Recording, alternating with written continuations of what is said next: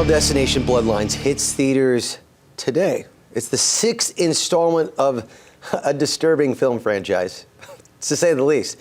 Sean Chandler from Sean Chandler Talks About It, who's on YouTube, Instagram, Facebook, he's everywhere. This guy is just taking over the internet by storm. Sean, you are a fan of horror movies, right?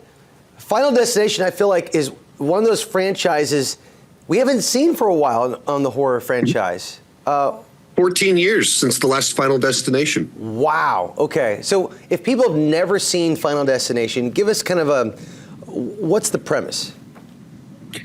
So basically, the concept is that there's a group of people that were supposed to die in an accident, but someone in that group has a premonition of the accident and pulls people out of the thing. And so they were supposed to die, but they didn't.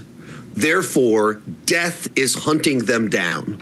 So it's kind of a more ominous take on a horror franchise of how someone dies. But the other cool thing about it is the kill sequences are kind of death contriving these scenarios that lead to someone dying. It's a kind of like a Rube Goldberg machine of a series of cause and effects, little things that are minor things that could hurt you turned into something that kills someone.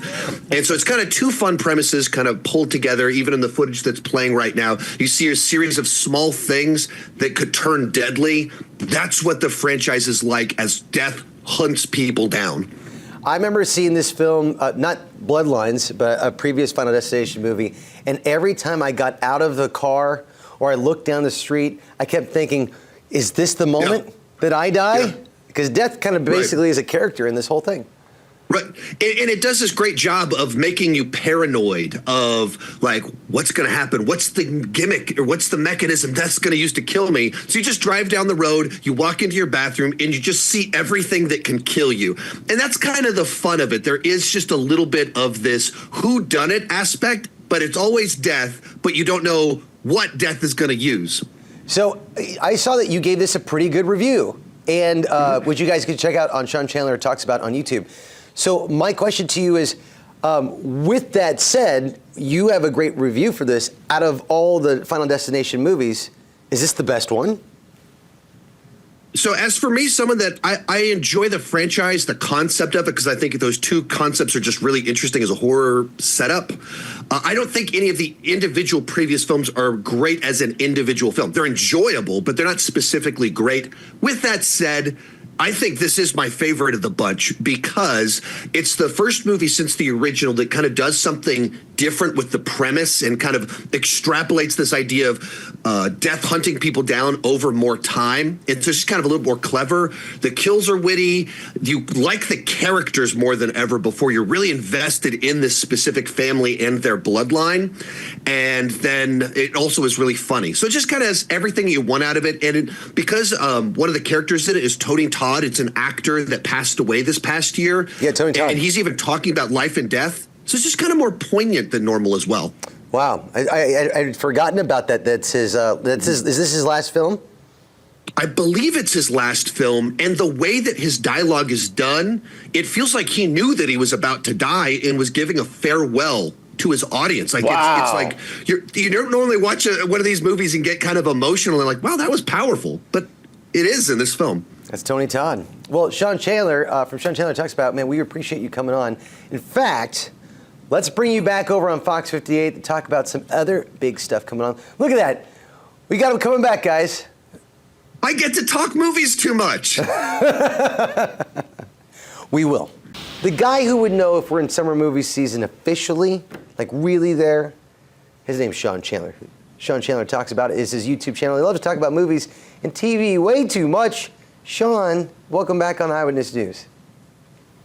Glad to be here to talk movies too much. Yeah, you know, I'm curious, are we officially in summer movie season? I know Thunderbolts came out, but it's kind of on the fence here. Are we really there, or we have to wait till summer, like the end of May, Memorial Day? In my mind, the summer movie season starts with the first big blockbuster at the beginning of May, sometimes the end of April. Like Infinity War Endgame, they kicked off the summer movie season of 2018, 2019. One of those movies opened in April.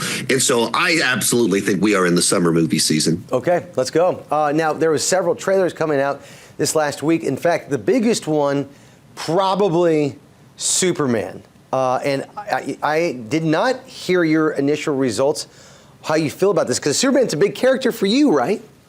Mm-hmm. Absolutely. Batman and Superman, my two favorite superheroes, comic book characters of all time. Is there superhero fatigue when you watch this? Is this the Superman we are hoping for? For me, this is my most anticipated movie of the year, that James Gunn was able to take D-list Marvel characters and turn them into everybody's favorite band of misfits. So what will he be able to do with the A-list superhero comic book character of all time? I can't wait to check it out.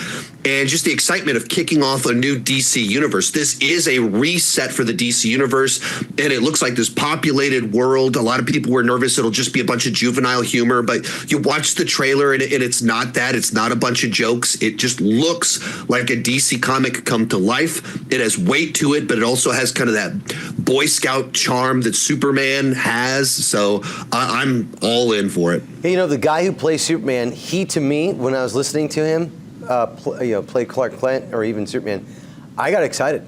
He sounds like Superman to me, so I hope so. It's not just brooding; he's saving people's lives. It makes this point like people are going to die. It's that simple. I have to save them. You go right, Superman. All right, now over the summer there are two movies from the producers of John Wick. They've got films out, and one's in the actual universe. Nobody 2. That trailer that dropped. Let me get to Ballerina first. I believe we have Ballerina up on deck. So this is almost like a John Wick spin-off, Ballerina. Mm-hmm. Yeah, it's actually set between John Wick 3 and John Wick 4. And so it's kind of a midquill. John Wick, the character, is in this movie. Keanu Reeves is in this movie. But you were introduced to kind of the school of ballerina assassins in the third John Wick. And it's like, all right, let's play that out and see what kind of happens with it. It's from the director of the Underworld movies and Live Free or Die Hard and the Total Recall remake. But then they brought in the guy that directed the John Wick movies to punch up the action. So it would be on that same scale. It stars Ana de Armas. To me, it looks like a good version of a spinoff, because you watch the John Wick movies and you go, oh, I want to explore all of these little group subcultures. Yeah. And it has a cool use of color. There's this fire and ice theme in the movie. So there's a lot of blues and oranges and just the classic action stunt work you expect from these movies. I'm excited about it. I actually don't even think you need Keanu Reeves to be in this one. I think Ana de Armas does a pretty good job selling the film for me, but I'll take Keanu in this movie. The other one, Nobody 2, I didn't know we were getting a sequel for this, because the first Nobody, I thought what came out of nowhere turned out to be awesome. What's your take on the sequel?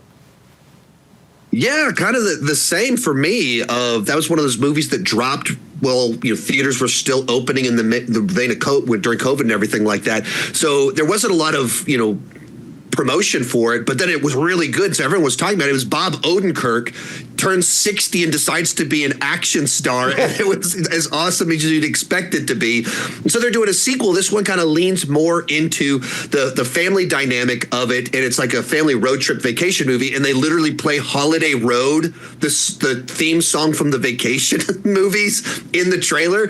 And so it just feels like a lot of fun. I'll say this, I wasn't as blown away by it as I was hoping, because I didn't feel like the central premise was as sharp, but it was a lot of fun, and I can't wait to see more of this Hutch character with his family, with Christopher Lloyd blowing bad guys away. Yeah, it reminds me of one of those vacation movies. Instead of Chevy Chase, we have Bob Odenkirk. So yeah, right. They're literally using the same song from the Chevy Chase movie. So it's supposed to elicit that energy and vibe, except with a higher body count, which is what we all wanted in those Chevy Chase movies. I encourage everybody to check out Sean Chandler for Sean Chandler Talks About. You can find him on YouTube, Facebook, Instagram, anywhere you find him on social media. And he's probably the best guy to watch a movie with, so your family, I'm sure, has a great time with you, bud. It's true. Sean, thanks so much for coming on. Pretty much.